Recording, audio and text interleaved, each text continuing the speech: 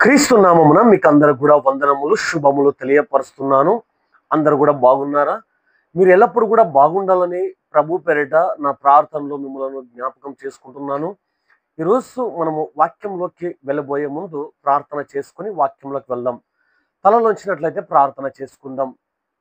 పరిశుద్ధుడా, మమ్మల్ని ఎంతగానో ప్రేమించిన మా గొప్ప తండ్రి, మీ నామను బట్టి మీకు స్తోత్రములు. ఈ వాక్యాన్ని ఎందరైతే వింటున్నారో అందరినీ బలపరచండి, ఆత్మీయంగా ఉండడానికి సహాయం చేయండి.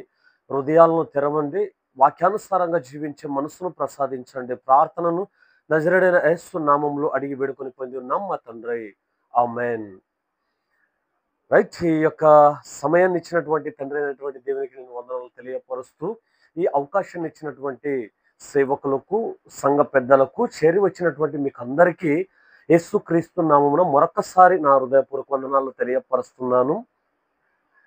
నేను అనుకోలేదు ఏంటి అంటే, కొన్ని సిఎస్ఐ సంఘాల్లో నేను వాక్యం చెప్పడానికి వెళ్ళినప్పుడు, వాక్యం చెప్పడానికి నాకు అవకాశం ఇస్తారు కానీ ఇలా వీడియో రికార్డ్ చేయడానికి వాళ్ళు అవకాశం ఇవ్వరు. కానీ నాకు మీరు, అదేవిధంగా సంఘ కాపరి గారుగా ఉన్నటువంటి అయ్యగారు, సంఘ పెద్దలుగా ఉన్నటువంటి మీరు అందరు నాకు సహకరించి నేను పెట్టుకుంటాను, ఈ యొక్క వీడియో మా యూట్యూబ్లో అప్లోడ్ చేస్తాను అని చెప్పగానే సంతోషించి మీరు పెట్టుకోమన్నారు. అందరిని బట్టి నేను దేవునికి కృతజ్ఞతలు తెలియపరుస్తున్నాను. నేను ఈరోజు సంతోషించవలసినటువంటి విషయము ఏంటంటే, మరొక్కసారి దేవుడు నాకు ఒక దినాన్ని, వారాన్ని ఇచ్చాడు. అందరిని బట్టి నేను స్తోత్రములు తెలియపరుస్తూ, వాక్యం నుంచి దేవుడు ఈరోజు నీతో నాతో ఏం మాట్లాడతాడు అనే విషయాల గురించి మనం తెలుసుకునే ప్రయత్నం మనం చేద్దాము. మొదటిగా కీర్తనలు 121వ కీర్తన మొదటి నుంచి 2 వచనాలు మీరు చూసే ప్రయత్నం చేద్దాం మనము. కీర్తనలు 121వ కీర్తన మొదటి 2 వచనాలు ఎవరైనా ఒకరు చదువుతారండి? కొండల తట్టు నా కనులెత్తుచున్నాను, నాకు సహాయము ఎక్కడ నుండి వచ్చును. అనేక సార్లు మీరు ఈ వాక్యాన్ని చదివి ఉంటారు, అనేక సార్లు ఈ వాక్యాన్ని మీరు తెలుసుకుని ఉంటారు, అనేక సార్లు ఈ వాక్యాన్ని బోధించినటువంటి వ్యక్తులుగా, లేదా బోధించబడుతున్నటువంటి వాక్యాన్ని విన్నటువంటి వ్యక్తులుగా మీరు ఈరోజు చూస్తూ ఉండవచ్చు, లేదా విని ఉండవచ్చు. అయితే ఈ వాక్యము ద్వారా దేవుడు మనతో మరొకసారి ఏం మాట్లాడతాడు అనే విషయాల గురించి తెలుసుకునే ప్రయత్నం చేద్దాం. ఇక్కడ భక్తుడైనటువంటి దావీదు అంటున్నాడు, కొండల తట్టు నా కనులెత్తుచున్నాను అంటున్నాడు. అంటే కొండల తట్టు ఆయన కనులెత్తుచున్నాడు. ఎందుకు ఆయన కొండల తట్టు కనులెత్తుచున్నాడు అంటే, ఆయనకు సహాయం ఎక్కడి నుంచి వచ్చును అంటే, దేవుడికి సహాయం ఎక్కడి నుంచి వస్తుంది? దేవుడికా? కాదు కదా. దావీదుకు సహాయం ఎక్కడి నుంచి వస్తుంది అనే విషయాలు ఇక్కడ మనము స్పష్టంగా తెలుసుకునే ప్రయత్నం చేద్దాం. దావీదు ఇశ్రాయేలులకు రాజుగా ఉన్నాడు. దావీదు ఇశ్రాయేలుల ప్రజలను పరిపాలిస్తున్నటువంటి నాయకుడిగా ఉన్నాడు. దేవునిలో బలంగా, దేవునినే నమ్ముకుంటూ, దేవునినే అంటిపెట్టుకొని ఒక రాజుగా ఉన్నటువంటి సమయంలో ఆయన దగ్గర అనేక మంది పనిచేసే వాళ్ళు, ఆయన దగ్గర అనేక మంది సేవకులు, మంత్రులు, న్యాయాధిపతులు ఉన్నప్పటికీ కూడా, అధిపతులు ఉన్నప్పటికీ కూడా ఆయన ఎవరి వైపు చూస్తున్నాడంట? దేవుని వైపు చూస్తున్నాడు. ఎందుకు రాజుగా ఉన్నటువంటి దావీదు దేవుని వైపు చూడాలి? సేవకుల వైపు అంటే సైనికుల వైపు ఎందుకు చూడలేదు? మనుషుల వైపు ఎందుకు చూడలేదు? తన తోబుట్టుల వైపు ఎందుకు చూడలేదు? కుటుంబం వైపు ఎందుకు చూడలేదు? ఈ రోజు ఈ వాక్యాన్ని వింటున్నటువంటి సహోదరి, సహోదరుడా, దేవుడు నీకు నాకు మనకు ఏం తెలియపరుస్తున్నాడంటే, మనము కూడా అనేక సార్లు దేవుని వైపు చూడకుండా మనుషుల వైపు చూసేవారిగా, అదేవిధంగా మన స్నేహితుల వైపు చూసేవారిగా, బంధువుల వైపు చూసేవారిగా, రాజకీయ నాయకుల వైపు చూసేవారిగా, ఆత్మీయుల వైపు చూసేవారిగా, నాకు తెలిసినటువంటి వ్యక్తి వైపు చూసేవారిగా ఉండి ఉంటారు. లేరా మన మధ్యన అలాంటి వాళ్ళు? ఈరోజు ఎంతమంది ధైర్యంగా చెప్పగలరు? ఏ కష్టం వచ్చినా, ఏ నష్టం వచ్చినా, ఏ బాధ వచ్చినా, ఏ ఇరుకులు, ఇబ్బందులు నాకు ఎదురైనప్పటికీ నేను దేవుని వైపే చూస్తాను అనే వాళ్ళు ఎంతమంది ఉన్నారు మన మధ్య? నేను దేవుని వైపు ప్రతిరోజు చూస్తాను అనే వాళ్ళు ఎంతమంది ఉన్నారు మన మధ్య? అంటే నువ్వు అప్పుడప్పుడు దేవుని వైపు చూసే వ్యక్తిగా ఉండొచ్చు, వారానికి ఒకసారి దేవుని వైపు చూసే వ్యక్తిగా ఉండొచ్చు. అయితే భక్తుడైనటువంటి దావీదు అంటాడు, కొండల తట్టు నా కనులెత్తుచున్నాను, కొండల తట్టు నా కన్నులు ఎత్తుచున్నాను. కొండల తట్టు ఎవరుంటారు? దేవుడు ఉంటాడు. కొండల వైపు ఎందుకు ఆయన చూస్తున్నాడు? కొండలు అంటే మనకు కనిపించే కొండలు కాదండి. కొండలు అంటే ఉన్నతమైనటువంటి స్థానంలో ఉండేది అక్కడ. దేవుడు ఉన్నతమైనటువంటి స్థానంలో ఉంటాడు అనే విషయాన్ని తెలియపరిచాడు దావీదు. తెలియపరిచాడు దావీదు. అంటే ఇక్కడ నీకు, నాకు, మనకు దావీదు ఏం తెలియపరుస్తున్నాడంటే, మనుషుల వైపు మీరు చూడొద్దండి అంటున్నాడు. స్పష్టంగా చెప్పాలి అంటే. మరి మొదటిగా ఎవరి వైపు చూడొద్దన్నాడు దావీదు? మనుషుల వైపు చూడొద్దండి. ఎందుకు దేవుడు మనుషుల వైపు చూడొద్దు అంటున్నాడు? ఎందుకు దావీదు మనుషుల వైపు చూడొద్దు అంటున్నారు అంటే, మనుషులను నిన్ను మోసం చేసేవారిగా ఉంటారు. మనుషులు నిన్ను కిందకు పడిపోయే వ్యక్తిగా, అంటే కింద పడిపోయి నిన్ను నాశనము చేసే వ్యక్తులుగా ఎవరుంటారు అంటే మనుషులుంటారు. కాబట్టి మనము ఎవరి వైపు చూడాలి? దేవుని వైపు చూడాలి. జీవము కలిగినటువంటి దేవుని వైపు ఎవరైతే చూస్తారో, ఏ కుటుంబం అయితే చూస్తుందో, ఏ ఆత్మీయుడైతే చూస్తాడో, ఏ ఆత్మీయులైతే దేవుని పైనే ఆధారపడి జీవిస్తారో, అలాంటి వాళ్ళు ఎప్పుడు కూడా సిగ్గునందరు. అలాంటి వాళ్ళు ఎప్పుడు కూడా అవమానాల పాలు కారు. అలాంటి వాళ్ళు ఎప్పుడు కూడా వాళ్ళ బాధలో, లేదా వాళ్ళ యొక్క ఇబ్బందుల్లో, వాళ్ళ యొక్క కష్టములో, వాళ్ళ యొక్క నష్టంలో, వాళ్ళ యొక్క ఇరుకు, ఇబ్బంది, కష్టము, నష్టము, బాధలో వాళ్ళు ఎక్కడ ఉండరు అంటే దేవుని సన్నిధిలో కాకుండా. అంటే ఈరోజు ఈ వాక్యాన్ని వింటున్నటువంటి సహోదరి సహోదరుడు, దేవుడు నీకు, నాకు, మనకు ఏం తెలియపరుస్తున్నాడు అంటే దేవుని వైపు చూడాలి. అంటే ఈరోజు ఈ వాక్యాన్ని వింటున్నటువంటి వారిలో ఎవరైనా ఉన్నారా దేవుని వైపు చూడకుండా, దేవుని ప్రసన్నత వైపు చూడకుండా, దేవుని యొక్క సహాయం కోరకుండా జీవించే వాళ్ళు, అలా బ్రతికే వాళ్ళు, అలా బ్రతికి జీవించే వ్యక్తులు ఎవరైనా ఉన్నట్లయితే దావీదు అంటున్నాడు, నేను రాజుగా ఉన్నాను, ఇశ్రాయేలులను పరిపాలిస్తున్నాను, దేశాన్ని పరిపాలన చేస్తున్నాను, నేనే ఎవరి వైపు చూస్తున్నాను? దేవుని వైపు చూస్తున్నాను. మరి నువ్వు ఈరోజు నీ కుటుంబము, నీ ఆధ్యాత్మిక జీవితము ఎవరి వైపు చూస్తుంది? దేవుని వైపు చూస్తుందా? మనుషుల వైపు చూస్తున్నారా? అయితే దేవుడు అంటున్నాడు, నిన్ను, నాకు దేవుడు మనకు తెలియపరుస్తున్నాడు, దేవుని వైపు చూడాలి. ఎందుకయ్యా దేవుని వైపు చూడాలి అంటే, 2వ వచనంలో అంటాడు, యెహోవా వలనే నాకు సహాయము కలుగును. ఎవరి వల్ల సహాయం అంట? దేవుని వల్ల సహాయం అంట. ఎవరికి? దావీదుకు. ఇప్పుడు దావీదుకు దేవుని వల్ల సహాయము కలిగినట్లయితే, దేవుని వైపు ఆ వ్యక్తి చూసినట్లయితే, ఈ రోజు మీరంతా ఎవరి సహాయాన్ని కోరుకుంటున్నారు? మనుషుల సహాయాన్ని కోరుకుంటున్నారు. వాస్తవమా కాదా? నిజమా కాదా? అంటే ఈ రోజు మీరు మనుషుల సహాయాన్ని మీరు కోరుకుంటున్నారు కాబట్టి దేవుడు ఏమంటున్నాడంటే, మనుషుల సహాయం మనకు అవసరం లేదు. మీరు వింటున్నటువంటిది నిజమే. మనుషుల సహాయం మనకు అవసరం లేదు. మనుషుల సహాయం నీకు అవసరం లేదు. మరొకసారి చెప్తున్నా, ఎందుకయ్యా మనుషుల సహాయం నీకు అవసరం లేదంటే, నీ పని ఉన్నంత వరకు మనిషి వాడుకుంటాడు. పని అయిపోయిన వెంటనే నిన్ను పట్టించుకోడు. అర్థమైందో లేదో ఈ పాయింట్? నీ పని ఉన్నంత వరకు నిన్ను వాడుకుంటాడు, వాడుకుంటాడు, వాడుకుంటాడు, ముందు పెడతాడు, నిన్ను గొప్పవాడిగా చేస్తాడు. తర్వాత నువ్వే అన్ని అంటాడు. ఎప్పుడైతే వాడితో నీ పని అయిపోతుందో నిన్ను పక్కన పెట్టేస్తాడు. ఈ అనుభవం నా జీవితంలో జరిగింది. ఈ అనుభవం గుండా నన్ను దేవుడు తీసుకువెళ్ళాడు. ఈ అనుభవం గుండా దేవుడు నాకు కొన్ని పాఠాలు నేర్పించాడు కాబట్టి పరిశుద్ధాత్మని ద్వారా మీకు హెచ్చరిక చేస్తున్నాను. మనుషులను వెంబడించొద్దు. మనుషుల వైపు మీరు చూడొద్దండి. దేవుని వైపు చూడండి. ఎప్పుడైతే దేవుని వైపు చూడడం నేను ప్రారంభించానో, దేవుడు నన్ను వాడుకుంటున్నాడు. దేవుడు వైపు చూడడం ప్రారంభించానో, అనేక చోట్ల నన్ను దేవుడు పంపిస్తున్నాడు. దేవుని వైపు చూడడం ఎప్పుడైతే నేను మొదలెట్టానో, అప్పటి వరకు చాలా మంది నన్ను అణగద్రొక్కాలి, వాక్యం ఇవ్వకుండా చేయాలి, వాక్యము మందిరంలో రాకుండా చేయాలి అనుకున్నటువంటి వాడికి గుణపాఠంగా దేవుడు నన్ను ఈ రోజు నిలబెట్టాడు. నేను గర్వంగా చెప్పగలను. గర్వంగా చెప్పగలను. ఎప్పుడు మనుషుల వైపు నేను చూసినప్పుడు వాళ్ళకు అనుగుణంగా వాక్యం చెప్పాలి. మనుషుల వైపు నేను ఉన్నప్పుడు వాళ్ళ మనసును నొప్పించుకోకుండా చూడాలి. మనుషుల వైపు నేను ఉన్నప్పుడు వాళ్ళు బాధపడకుండా చూడాలి. మనుషుల వైపు నేను చూస్తున్నప్పుడు వాళ్ళు ఏమైనా అనుకుంటారేమో, లేదా ఇంకొకసారి వాక్యం ఇవ్వకుండా చేస్తారేమో అనే విధంగా ఉంది నా జీవితం ఒకప్పుడు. ఎప్పుడైతే దేవుని వైపు చూశానో, దేవుని వైపు చూడగానే దేవుడు నాకు నేర్పించినటువంటివి కొన్ని నా కళ్ళ ముందు తీసుకువచ్చినటువంటి విషయాలు ఏంటంటే, నా వైపు చూడు, నా వైపు చూడు, నువ్వు నేను గొప్ప ఆశీర్వాదకరంగా నేను మారుస్తా. నా వైపు చూడు, కొన్ని ప్రాంతములకు నిన్ను పంపిస్తా. నా వైపు నువ్వు చూడు, వాళ్ళ మీద ఆధారపడి ఎవరు వాళ్ళు వీళ్ళు వాక్యం ఇస్తారనేది కాదు, కానీ నేను పలానా ప్రాంతానికి, నేను పలానా ఊరికి, నేను పలానా మందిరానికి వెళ్ళి నువ్వు వాక్యం చెప్పు అని దేవుడు చెప్పినప్పుడు ఈ రోజు దేవుడు ఈ మందిరానికి నన్ను నడిపించాడు. చూశారా నా గొప్పతనం అంటారా? లేదా నేను ఎవరికైనా తెలుసా అండి? తెలుసా? లేదు కదా. మీకెవరికి తెలీదు. అయినా మీరెవరో నాకు తెలీదు. అయినా దేవుడు ఏం చేశాడు? వాక్యం చెప్తాను అంటే మీరు అవకాశం ఇవ్వలేదా? ఇచ్చారా లేదా? అంటే కొన్నిసార్లు కొన్ని సంఘాలను చూసినప్పుడు బాధేస్తుంది, బాధ కలుగుతుంది నాకు.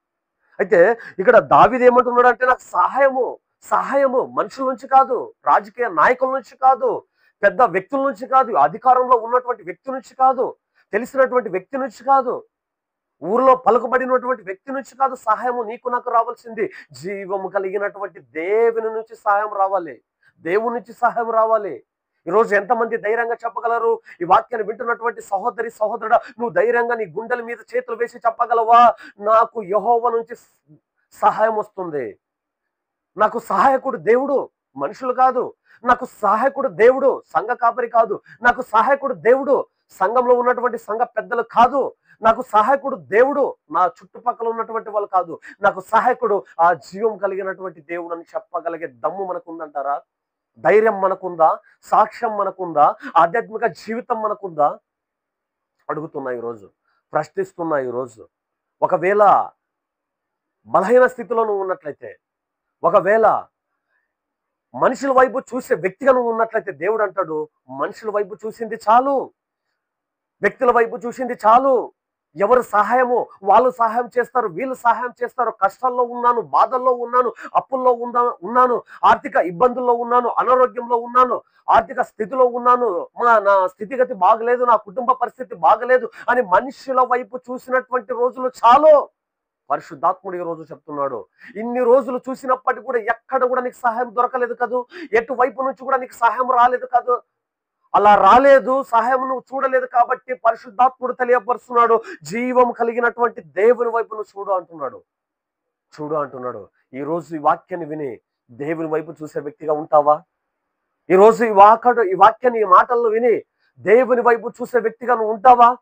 అలా దేవుని వైపు చూసే వ్యక్తిగా నువ్వు ఉన్నట్లయితే, దేవుని వైపు చూసే వ్యక్తిగా నువ్వు దేవుని వైపు చూస్తున్నటువంటి వ్యక్తిగా కనిపించినట్లయితే దేవుడు సంతోషిస్తాడు, దేవుడు ఆనందిస్తాడు, దేవుడు ఆనందిస్తాడు, దేవుడు సంతోషిస్తాడు. దేవుడు నీకు నాకు ఉన్నటువంటి దాన్ని బట్టి సహాయకుడిగా, నిన్నే సహాయం చేసే వ్యక్తిగా మారుస్తాడు.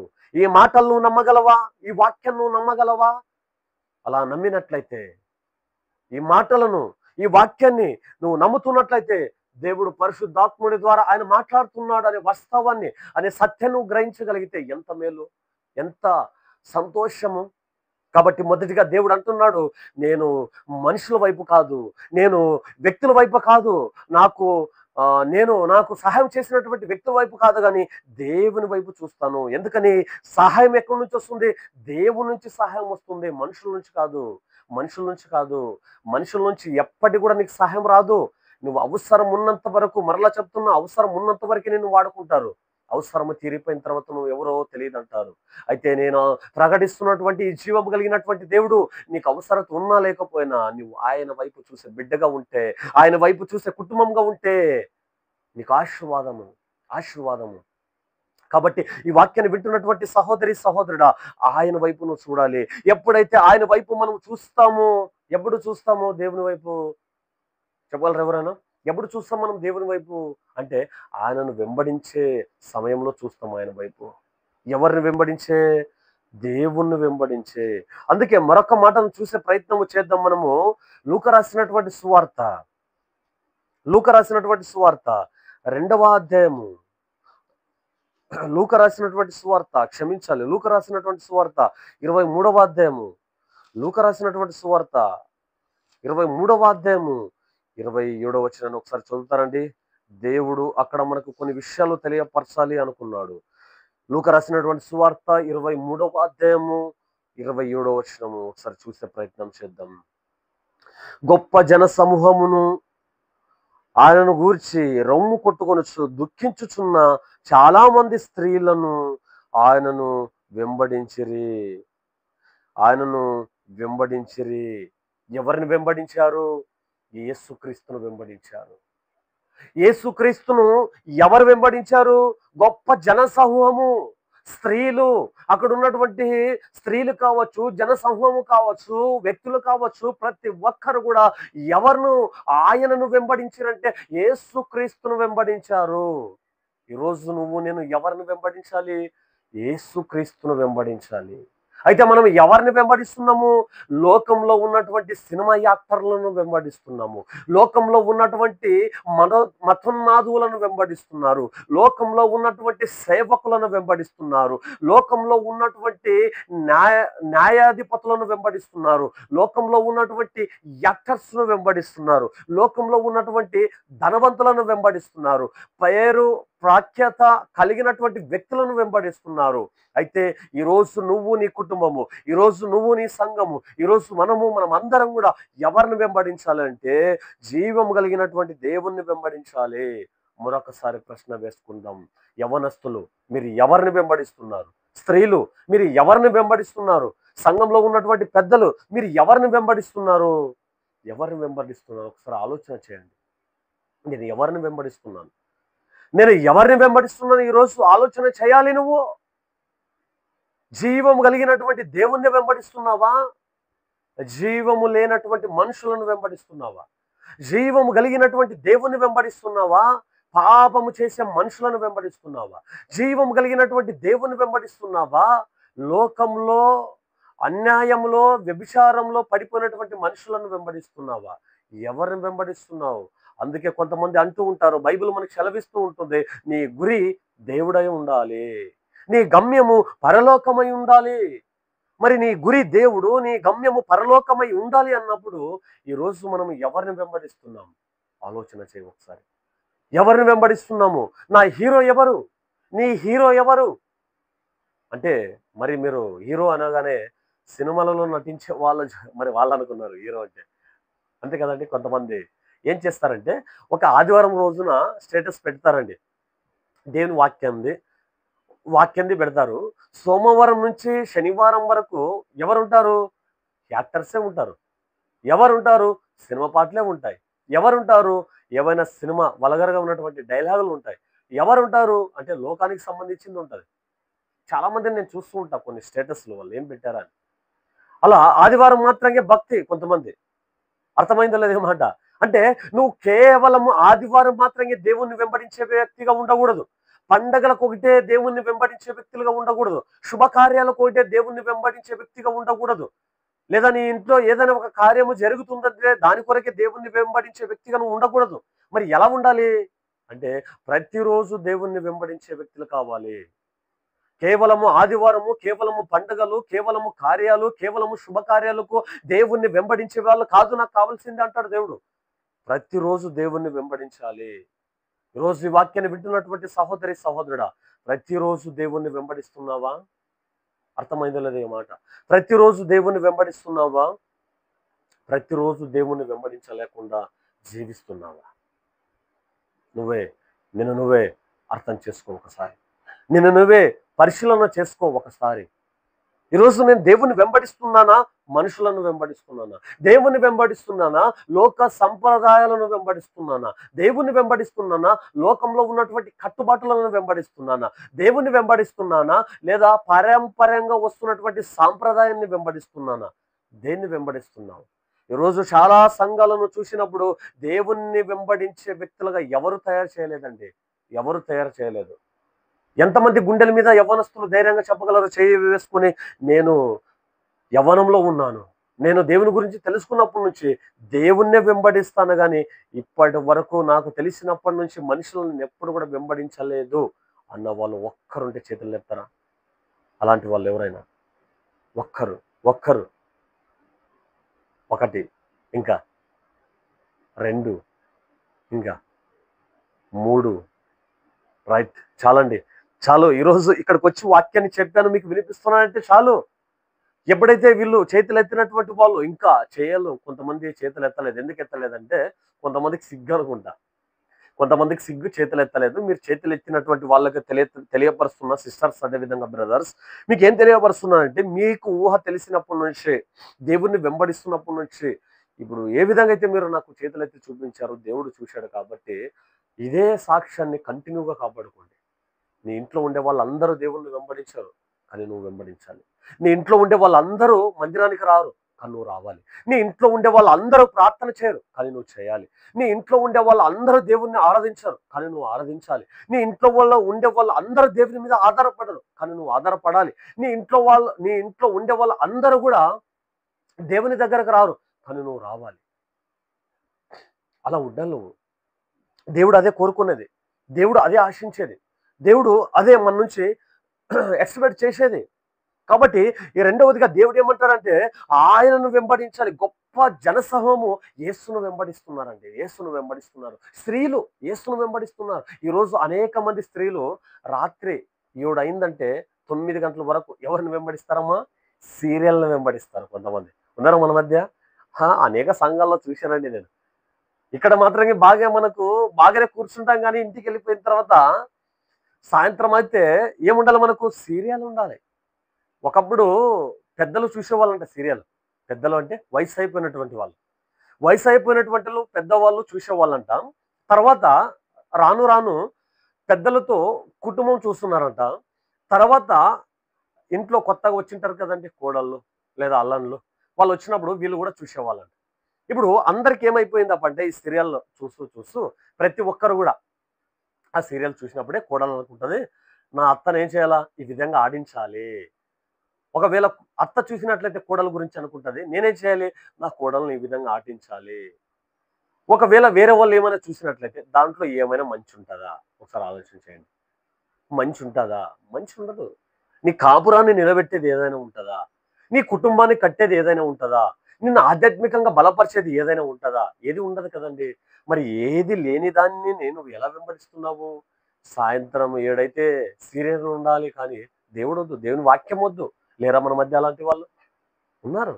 కాబట్టి పరిశుద్ధాత్ముడు అంటాడు, ఏమంటున్నాడంటే, దేవుణ్ణి వెంబడించు, నన్ను కూడా వద్దు, మన సంఘ కాపరిని కూడా వద్దు, దేవుణ్ణి వెంబడించు నువ్వు, దేవుణ్ణి వెంబడించు. అలా దేవుణ్ణి వెంబడించే దాంట్లో కొన్ని శోధనలొస్తాయి. శోధనలొస్తాయి.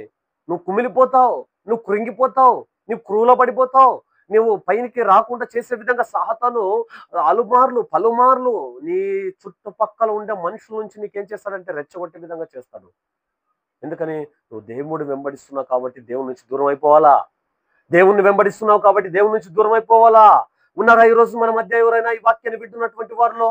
నువ్వు నీతిగా ఉన్నావు, యథార్థంగా ఉన్నావు, భక్తి పరంగా ఉన్నావు, ప్రార్థన పరంగా ఉన్నావు, ఏ స్వార్థము లేనటువంటి వ్యక్తిగా ఉన్నావు, దేవుని ఆరాధిస్తున్నావు, దేవుని మందిరానికి వస్తున్నావు, క్రమంగా బైబిల్ చదువుతున్నావు, ప్రార్థనలు చేస్తున్నావు, అనేక మందిని దేవుని వైపు నడిపించావు. అయినప్పటికీ కూడా నీకే కష్టాలు ఎదురవుతున్నాయి. అయినప్పటికీ కూడా నీకే ఆరోగ్యం లేనటువంటి స్థితిలో ఉన్నావు. నీకే అనేకమైనటువంటి బాధలు, అనేకమైనటువంటి చింత, అనేకమైనటువంటి శోధన, అనేకమైనటువంటి నిందలు, అవమానాలు వెళ్తున్నటువంటి వారు, కలిగి ఉన్నటువంటి వారు ఎవరైనా ఉన్నట్లయితే దేవుడు అంటాడు, నన్ను వెంబడిస్తున్నావు కాబట్టి నీకు నిందలు, నన్ను వెంబడిస్తున్నావు కాబట్టి నీకు అవమానము, నన్ను వెంబడిస్తున్నావు కాబట్టి నిన్ను తక్కువ చేస్తున్నారు, నన్ను వెంబడిస్తున్నావు కాబట్టి నీకు విలువ లేకుండా చేస్తున్నారు, నన్ను వెంబడిస్తున్నావు కాబట్టి నీకు గౌరవం లేకుండా చేస్తున్నారు, నన్ను వెంబడిస్తున్నావు కాబట్టి నీకు పేరు ప్రఖ్యాతులు లేకుండా చేస్తున్నారు, నన్ను వెంబడిస్తున్నావు కాబట్టి లాభము లేకుండా చేస్తున్నారు, నన్ను వెంబడిస్తున్నావు కాబట్టి ఆశీర్వాదం లేకుండా చేస్తున్నారు, నన్ను వెంబడిస్తున్నావు కాబట్టి నీకు మంచి ఆధ్యాత్మిక జీవితంలో నువ్వు మంచి వ్యక్తిగా ఎదగకుండా చేస్తున్నారు. కారణం ఏంటో తెలుసా? నువ్వు బాధపడవలసినటువంటి అవసరత లేదు, కృంగిపోవలసినటువంటి అవసరత లేదు, క్రూల పడిపోవలసినటువంటి అవసరత లేదు. దేవుడు అంటున్నాడు, నువ్వు నన్ను వెంబడిస్తున్నావు కాబట్టి కొన్ని రోజులే. అర్థమైందో లేదో ఈ మాట? కొన్ని రోజులే. నీవు కలిగినటువంటి బాధలు, నువ్వు కలిగినటువంటి దుఃఖము, నువ్వు కలిగినటువంటి శోధన, నువ్వు కలిగినటువంటి ఇబ్బందులు, నువ్వు కలిగినటువంటి ఆర్థిక వనరులు, ఇవన్నీ కూడా కొన్ని రోజులే. మంచి రోజులు నీకు రాబోతున్నాయి.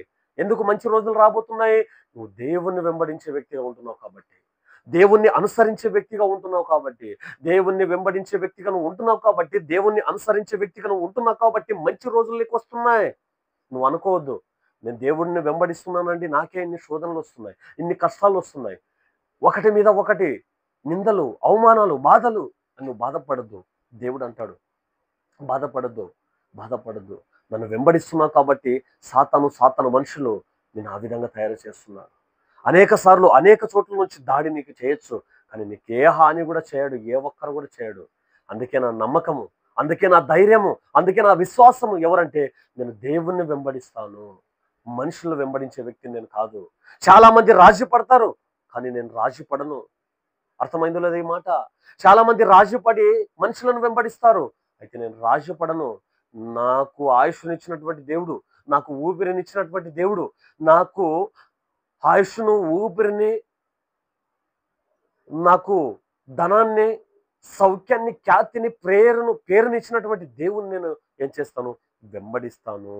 అందుకే భక్తుడైనటువంటి పేతురు ఒక మాట చక్కగా అంటాడండి, నాకు చాలా ఇష్టమైనటువంటి మాట. ఆ మాట పేతురు రాసినటువంటి మొదటి పత్రిక 2వ అధ్యాయం 21వ వచనంలో మీరు చూస్తే, పేతురు రాసినటువంటి మొదటి పత్రిక 2వ అధ్యాయం 21వ వచనంలో మీరు చూస్తే, అక్కడ యేసుక్రీస్తు గురించి ఒక మాట తెలియపరుస్తూ, ఆయన శ్రమపడి, ఆయన కష్టాలు పొంది, ఆయన అవమానించబడి, ఆయన కొట్టి కొరడాలతో గాయపరచబడి అన్ని చేసినప్పటికీ కూడా మీకు మాదిరి ఉంచిపోయాను.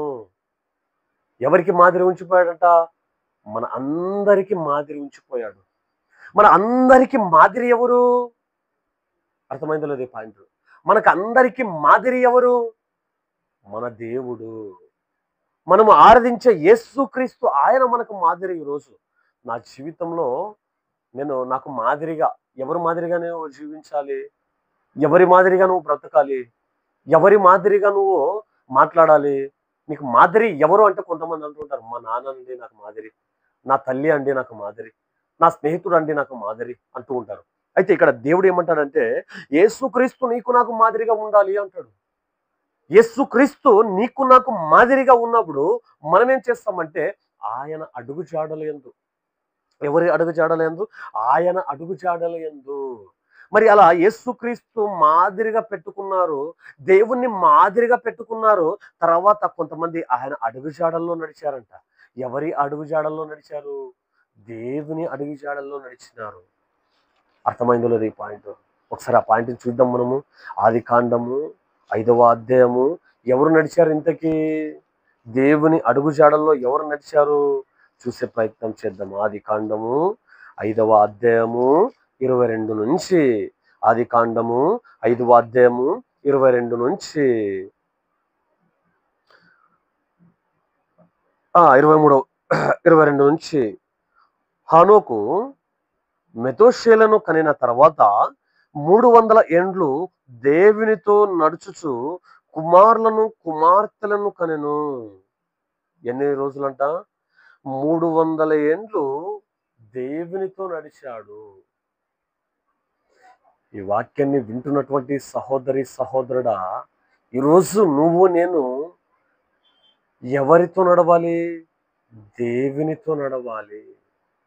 ఒకవేళ దేవునితో మనము నడవకుండా మనుషులతో నడిచామనుకోండి, వాడు కొన్ని అలవాట్లు నేర్పుతాడు నీకు. ఎప్పుడైతే నువ్వు మనుషులతో నడుస్తావో ఆ మనిషి నీకేం చేస్తాడంటే కొన్ని అలవాట్లు నేర్పుతాడు. ఏం అలవాట్లు? బీడి తాగడము, గుట్క తాగడము, మందు తాగడము, పాన్పరక్ వేసుకోవడము, మధు వేసుకోవడము, లేదా అమ్మాయిలను ఏడిపించడము, అబ్బాయిలను ఏడిపించడము, ఒకరిని ప్రేమించే విధంగా చేయడము, ఒకరిని మోసం చేయడము, ఒకరిని ఏడిపించి మోసము చేసి లేవకుండా చేయడము, వాళ్ళ పరువు పోయే విధంగా చేయడము, వాళ్ళను తెల ఎత్తకుండా చేయడము. ఇలా నువ్వు ఒకవేళ మనుషులను గురిగా పెట్టుకొని మనుషుల ప్రకారంగా నువ్వు జీవించినట్లయితే, నడిచినట్లయితే అది నీకు మంచిది కాదు అని దేవుని వాక్యం మనకు సెలవిస్తుంది. అందుకే ఇక్కడ హానోకు అనే ఒక వ్యక్తి మనకు కనిపిస్తాడు బైబిల్లో. ఈ వ్యక్తి 300 ఏండ్లు, అంటే తర్వాత 300 ఏండ్లు దేవునితో నడిచెను అని రాయబడలేదు. 300 ఏండ్లు దేవునితో నడుచుచు. దేవునితో నడిస్తే మంచి అలవాట్లు వస్తాయి. దేవునితో నడిస్తే మంచి కట్టుబాటులను కలిగి ఉంటావు. దేవునితో నడిస్తే మంచి వ్యక్తిగా నువ్వు కనిపిస్తావు. దేవునితో నడిస్తే మంచివాడిగా నువ్వు గుర్తింపు పొందుతావు. అలా కాదు, నేను మనుషులతోనే నడుస్తానంటే వాడిలాగా నువ్వు రౌడీ అవుతావు, వాడిలాగా తల్లిని ప్రేమించడము, లేదా తండ్రిని ప్రేమించడము, భార్యను ప్రేమించడము, భర్తను ప్రేమించడము, ఇంట్లో వాళ్ళను ప్రేమించడము, సంఘాన్ని ప్రేమించడము, అది నీకు తెలియదు. ఎందుకని మనుషులను వెంబడించే కొలది. ఎప్పుడైతే నువ్వు దేవుణ్ణి వెంబడిస్తావో, దేవుడి దేవుణ్ణి వెంబడిస్తున్నటువంటి వ్యక్తిగా నువ్వు ఉన్నప్పుడు ఎవరిని ఎలా ప్రేమించాలి, ఎవరికి ఎలా బాధ్యతనివ్వాలి, విలువ ఇవ్వాలి, గౌరవం ఇవ్వాలి, తగ్గించి మాట్లాడాలి, తగ్గించి జీవించాలి అనేది నీకు తెలుస్తుంది. ఎప్పుడు తెలుస్తుంది? దేవుణ్ణి వెంబడిస్తున్నప్పుడు. దేవుణ్ణి వెంబడిస్తున్నప్పుడు. అందుకే ఇక్కడ మనం చూస్తాము 300 ఏండ్లు దేవునితో నడిచాడు ఆయన. ఎవరితో నడిచాడంట? దేవునితో నడిచాడు. ఈ వాక్యాన్ని వింటున్నటువంటి సహోదరి సహోదరుడా, ఈరోజు నువ్వు నేను మనము ఎవరితో నడుస్తున్నాం? త్రాగుబోతులతో నడుస్తున్నాం, వ్యభిచారులతో నడుస్తున్నాం, తాగే వాళ్ళతో, వ్యభిచారులతో, ఈ లోక సంబంధము, లోకము, పాపము, మాలిన్యము అంటుకున్నటువంటి వ్యక్తులతో మనం నడుస్తున్నాం. అయితే దేవుని వాక్యం ఏమంటుందంటే, నాతో నడవాలి నువ్వు అంటున్నాడు దేవుడు. ఎవరితో నడవాలంట దేవుడు? ఎవరితో నడవాలని అనుకుంటున్నాడు దేవుడు? మనుషులను చూసినప్పుడు నాతో నడవాలి నువ్వు, నీ కుటుంబము నాతో నడవాలి, నువ్వు నాతో నడవాలి, నీ వ్యక్తిగత జీవితం నాతో నడవాలి. నువ్వు ఎప్పుడు కూడా ఒంటరిగా అనుకోవద్దు, నాతో నడువు, నాతో నడువు. అందుకే కొన్నిసార్లు సాయంత్రం పూట, కొన్నిసార్లు రాత్రులు నేను వాక్యాన్ని చెప్పడానికి కొన్ని ప్రాంతాలకు వెళ్తున్నప్పుడు నేను బైక్ మీద ఒక్కడనే వెళ్తాను. ఎందుకో తెలుసా? నాకు ఆధ్యాత్మికంగా కనిపించడం లేదు. అంటే నాకు సహాయం చేసే వ్యక్తిగా, నాకు సపోర్ట్ చేసే వ్యక్తులుగా కనిపించడం లేదు. వాళ్ళంతా కూడా మనుషులను వెంబడిస్తున్నారు, మనుషులు చెప్పినట్లుగా నడుస్తున్నారు. అయితే నా ఆశ ఏంటంటే దేవుడు చెప్పినట్లుగా నడవాలి. అలాంటి వాళ్ళని పిలుచుకోపోవాలని నేను చూస్తాను, కానీ నాకు ఎవరు కనబడరండి, ఎవరు కనబడరు. కాబట్టి కొన్ని చోట్ల నేను వెళ్ళినప్పుడు రాత్రి చీకటి 10, 10:30 అయినప్పుడు, లేదా 11 అయినప్పుడు అక్కడ ఉన్నటువంటి వాళ్ళు అంటారు, సహోదరులు ఏమంటారంటే, అయ్యా మీరు ఒక్కరే వచ్చారు కదండి బ్రదర్, మీరు ఒక్కరే వచ్చారు కదండి, ఎవరైనా ఒకరిని పిలుచుకోరావాలి కదా అంటాడు. అలా పిలుచుకురావాలి అన్నప్పుడు నేను ఏమంటాను అంటే వాళ్ళకి, బ్రదర్ అయితే నేను ఒక్కడనే రాలేదు, మరి ఎంతమంది వచ్చాము? నేను, దేవుడు, పరిశుద్ధాత్ముడు, ముగ్గురున్నాం మేము. అంటే నా బండి మీద ఎప్పుడు కూడా నా నమ్మకము, నా విశ్వాసము ఏంటంటే నేను ఒక్కడనే కాదు నాకు కనిపించేది. ముందు దేవుడు ఉంటాడు, మధ్యలో నేను ఉంటాను, వెనక పరిశుద్ధాత్ముడు ఉంటాడు. అర్థమైందో లేదు ఈ పాయింట్? అంటే అంటే వాళ్ళు ఏం చేస్తారు? నన్ను బలపరుస్తారు, నన్ను క్షేమంగా తీసుకువెళ్తారు. నా నమ్మకం, నా విశ్వాసము. నేను మనుషులను వెంట పెట్టుకుని పోను ఎక్కువ సార్లు. ఎందుకని? అక్కడ కొన్ని దేవుని కార్యాలు జరగాలి, వాక్యం ఉన్నది ఉన్నట్టుగా చెప్పబడాలి. నేను చెప్తున్నటువంటి మాటల ద్వారా కొంతమందికి గుచ్చబడాలి. అది నా కోరిక, నా ఆశ. దేవుడు నాకు పెట్టినటువంటి ఒక మనసులో పెట్టినటువంటి కొన్ని మాటలు ఏంటంటే గుచ్చబడాలి వాక్యము. అందుకే ఇక్కడ ఏం చూస్తున్నాం మనము అంటే, 300 ఏండ్లు దేవునితో నడుచుచు కుమారులను కుమార్తెలను కనెను హానోకు దినములన్నీ 365 ఏండ్లు. హానోకు దేవునితో నడిచిన తర్వాత దేవుడు అతన్ని తీసుకుని పోయాను గనక అతడు లేకపోయాను. 365 ఏండ్లు ఎవరితో నడిచాడు? హానోకు అనే భక్తుడు దేవునితో నడిచాడు. ఈ వాక్యాన్ని వింటున్నటువంటి సహోదరి సహోదరుడు, నీ వయసు ఎంత? నువ్వు ఎన్ని సంవత్సరాల నుంచి దేవుని మందిరానికి వస్తున్నావు? ఎన్ని సంవత్సరాలుగా దేవుణ్ణి తెలుసుకున్నావు, దేవుణ్ణి ఆరాధిస్తున్నావు, దేవుడు అంటే భయము భక్తి కలిగి జీవిస్తున్నావు, కుటుంబాన్ని కాపాడుకుంటున్నావు. అయితే నా ప్రశ్న ఏంటంటే, నువ్వు ఎన్ని సంవత్సరాలుగా దేవునితో నడిచే వ్యక్తిగా ఉన్నావు? అర్థమైందో లేదో? ఎన్ని సంవత్సరాలుగా దేవునితో నడిచే వ్యక్తిగా ఉన్నావు అంటే, చాలా మంది దేవునితో నడవడానికి ఇష్టపడరు. అందుకే ఒక బాధాకరమైనటువంటి మాట ఏంటంటే, హెబ్రీయులకు రాసినటువంటి పత్రిక 10వ అధ్యాయం 24వ వచనము. హెబ్రీయులకు రాసినటువంటి పత్రిక 10వ అధ్యాయం 24వ వచనంలో ఒక మాట ఉంటది. కొందరు మానుకొనుచున్నట్లుగా సమాజముగా కూడుట మానుకున్నారంట. ఎందుకయ్యా దేవునితో నడవలేకపోతున్నారు? ఎందుకయ్యా దేవుని వెంబడించలేకపోతున్నారు? ఎందుకయ్యా దేవుని చూడలేకపోతున్నారు అంటే, కొందరు మానుకుంటున్నారు మందిరాన్ని. అర్థమైందో లేదు ఈ మాట? ఎందుకు ఒక వ్యక్తి దేవునితో నడవలేకపోతున్నాడు? ఎందుకు ఒక వ్యక్తి దేవుని వెంబడించలేకపోతున్నాడు? ఎందుకు ఒక వ్యక్తి దేవుని వైపు చూడలేకపోతున్నాడు అంటే, ఆ వ్యక్తి సరైనటువంటి రీతిలో మందిరంలో కనిపించడం లేదు. ఏదైనా పదవి ఇస్తే మందిరానికి వస్తాడు, ఏదైనా వాక్యం ఇస్తే మందిరానికి వస్తాడు, ఏదైనా ప్రార్థన ఇస్తే మందిరానికి వస్తాడు, ఏదైనా వాడిని గొప్పగా చేస్తే మందిరంలో కనిపిస్తాడు. అంతేగాని వాడిని పట్టించుకోకపోతే వాడు మందిరానికి రాడు. ఈ రోజు సంఘ పెద్దగా ఉన్నాడు కాబట్టి మందిరంలో ఉన్నాడు. అదే సంఘ పెద్ద నుంచి తీసేయండి, వస్తాడా వాడు మందిరానికి? రాడు. ఈ రోజు మీరు పాటలు పాడిస్తున్నారు కాబట్టి వాడు మందిరంలో ఉన్నాడు. పాటలు పాడించుకోకుండా అవకాశం ఇవ్వండి, వాడు వస్తాడా? రాడు. ఒకవేళ ఈ విధంగా ఆ ఆరాధనను ఏం చేస్తున్నాడు? నడిపిస్తున్నాడు కాబట్టి వస్తున్నాడు. ఆరాధన ఇవ్వకుండా చూడండి, వస్తాడా మందిరానికి? రాడు. ఈ రోజు లేరా ఈ వాక్యాన్ని వింటున్నటువంటి వారిలో అనేక మంది ఏదైనా ఒకటి ఇస్తేనే నువ్వు వస్తావు.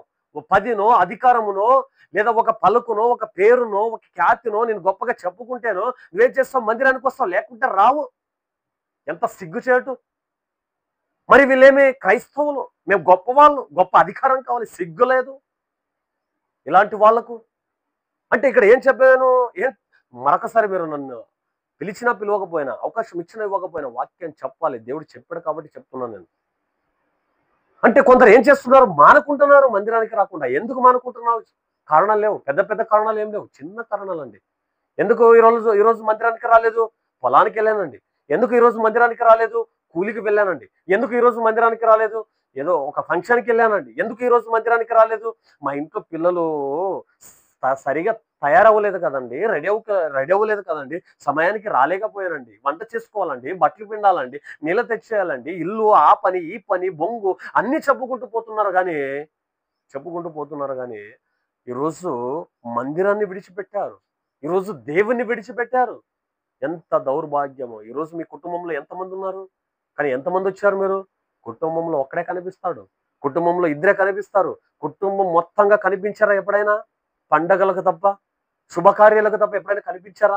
చేతుల మీద మీ చేతులు, గుండెల మీద చేతులు వేసుకొని చెప్పండి, కనిపించారా? కనిపించలేదు మీరు. అందుకే దేవుడు అంటున్నాడు ఇక్కడ, హానోకు ద్వారా దేవుడు తెలియపరుస్తున్నాడు. హానోకు దేవునితో నడిచిన తర్వాత దేవుడు అతన్ని తీసుకొని పోయాను గనక అతడు లేకపోయాను 365 ఏండ్లండి. ఒక రోజు కాదు, 2 రోజులు కాదండి, ఒక నెల కాదు, 2 వారాలు కాదండి, 365 ఏండ్లు దేవునితో నడిచాడు. దేవునితో నడిచే భర్త, దేవునితో నడిచే భార్య, దేవునితో నడిచే పిల్లలు, దేవునితో నడిచే యవనస్తులు, దేవునితో నడిచే సంఘ పెద్దలు, దేవునితో నడిచే సంఘ కాపరులు, దేవునితో నడిచే పిల్లలు, దేవునితో నడిచే కుటుంబము ఈ రోజు ఇక్కడ ఉందా? లేకపోతే దేవుడు మరొక అవకాశాన్ని ఇస్తున్నాడు. అవును ప్రభువా, అవును దేవా, మేము మానుకుంటున్నామయ్యా మందిరాన్ని, మేము మానుకుంటున్నాము సంఘం కూడుకోవడము, మేము మానుకుంటున్నాము నీ మందిరానికి రావడానికి. నువ్వు నాతోనే